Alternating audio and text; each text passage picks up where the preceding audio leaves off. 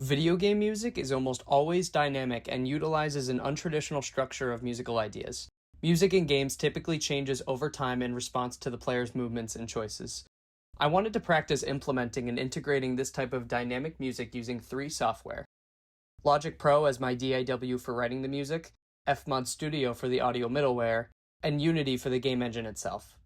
For the game itself, I pulled one of Unity Engine's learning microgames as a canvas to practice this method of scoring. The microgame has 4 different game states: pre-battle 1, battle 1, pre-battle 2, and battle 2.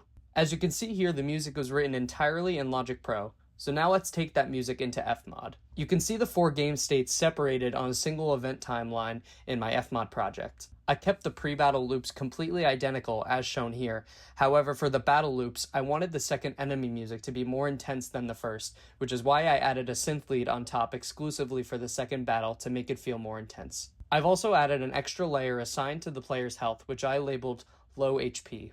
Notice that as the player's health decreases, the layer for low HP gets louder. Above the audio tracks themselves, you can see 4 different markings across the timeline. The top left shows the tempo and time signature of the music. The gray markers tell us which section of the music is being played. The blue regions here are loop regions, which show us the start and end points of the audio loops. And the green regions are for transitions from one section of the music to another. Notice how the transition regions have quantization markings to tell us which beats the music will transition from, which ensures a smooth and seamless transition, making it more subtle to the player that the music is changing. Also notice the circles on some of the regions, which are indicator symbols for crossfades, which also add subtlety to loops and transitions. The 3 parameters we are dealing with are HP for player health, game state for transition between sections, and game end, which stops the music when the game ends. Now that we have the FMOD event, integrating the FMOD bank into the engine is the trickiest step. Notice how I added the FMOD Studio listener component to the main camera,